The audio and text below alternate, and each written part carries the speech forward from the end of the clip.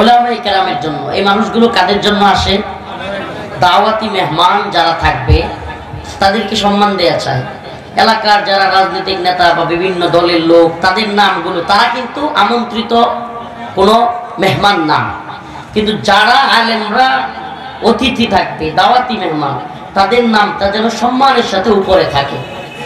আলেমদের সম্মান যদি আলেমরা না বুঝে, তাইলে আওয়াম বা যারা সাধারণ মানুষ এরা কি বুঝবে? শুনেন, আমার নাম যদি একবারে সবার নিচেও দেন, এতে আমার আপত্তি নেই, আল্লাহ মাফ করুন।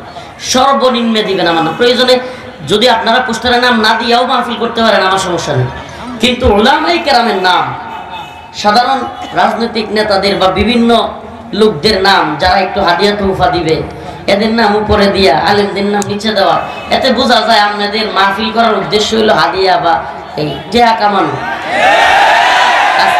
উলামায়ে কেরামকে আইনা দিন প্রচার করা, এটা আপনাদের মাকসাদই নেই, এটা আপনাদের এই পোস্টারে বোঝা যায়। এগুলো করবেন না। আমি যেসব পোস্টারে এগুলো দেখি, এটা ধরায় দেওয়ার চেষ্টা করি। কখনো কোনোভাবেই উলামায়ে কেরামের নাম নিচে দিয়া সাধারণ যারা এলাকার নেতা বা এলাকার লোক, তাদের নাম উপরে দেয়া, এটা কোনোভাবেই উচিত হইতে পারে না। আপনাদের কি মনে হয়? এটা কোনোভাবে করবেন না। আল্লাহ বুঝার তৌফিক দান করুন। আরো জোরে বলেন আমিন।